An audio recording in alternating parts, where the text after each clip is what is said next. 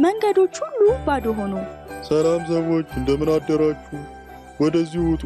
ምነው ዛሬ መልካም ቀን አይደለም እንዴ? ጓደኝነታችሁን ብቻ ነው የምፈልገው። እባካችሁ አንዴ አውሩኝ። ከጓሮዬ ጥቂት አበቦችን አምጥቼላችኋለሁ። ጭራቁም በባዶ መንገድ ላይ ማውራቱን ቀጠለ።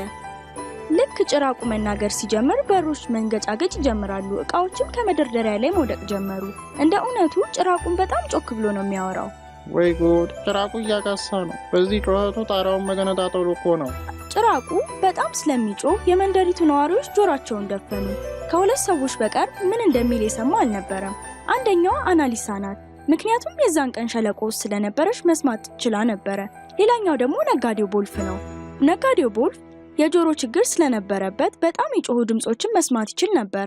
በስተመጨረሻም ሁጎ ወደ ቤቱ ለመመለስ ጉዞ ጀመረ። ምን አለ አንዳቸው እንኳን መጥቶ ቢያወሩኝ? ምን አለ ህፃናት መጥቶ ጓሮዬ ቢጫወቱ? በጣም እያዘነም ወደ ብቸኛው ዋሻው ቤት ሄደ።